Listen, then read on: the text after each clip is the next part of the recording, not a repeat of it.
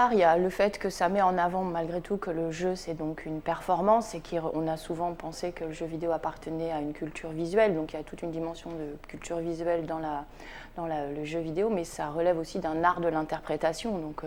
il y a des formes de virtuosité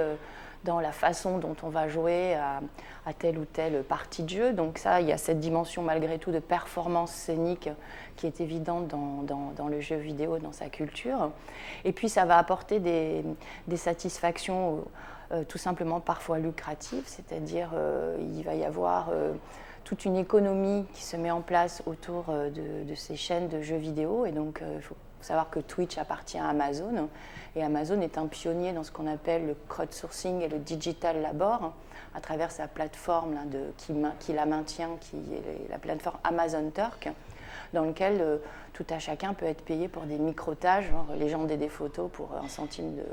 un cent. Et donc il y a toute une économie en fait qui se met en place, typique du digital labor, c'est-à-dire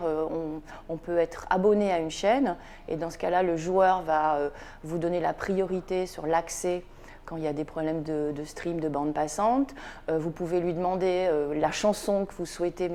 entendre en fond sonore. Et donc le joueur peut finalement vivre quelque peu, en plus d'un travail par exemple, mais vivre quelque peu aussi de sa passion, avoir des rémunérations pas seulement symboliques mais aussi monétaires. Et donc se met en place toute une économie typique du digital labor, c'est-à-dire à la fois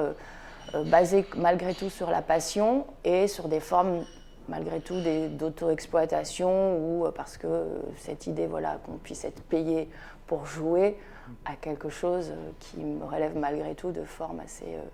assez nouvelles de travail, entre le travail et le loisir, mais avec cette idée que malgré tout il peut y avoir aussi des dérives, etc. Et on voit apparaître des Twitch-like en ce moment autour du code. Et donc il y a des codeurs qui vont coder en direct, donc c'est des lives de la même façon qu'une partie de jeu, mais là c'est des sessions de code.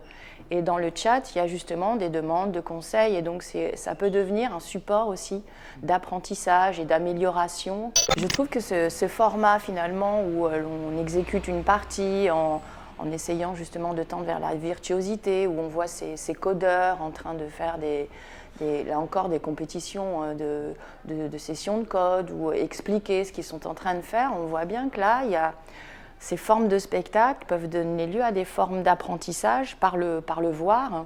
Et donc, il y a toute une tendance qui sont les usages en fait, cognitifs de l'image. Bon, c'est toute une tradition, l'image pour savoir, c'est une des traditions des usages de l'image. Mais là,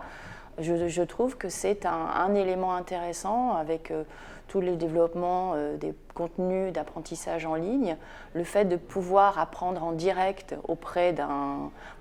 expert, d'un codeur, d'un joueur, c'est un format intéressant d'apprentissage entre pairs. Et je ne sais pas si ça va être forcément la tendance, mais c'est un usage qui est intéressant à mettre en valeur et qui montre qu'on peut apprendre également à travers le jeu vidéo et à travers sa mise en spectacle. Donc ça, c'est quelque chose qui semble un peu paradoxal, mais c'est ce qu'on peut observer.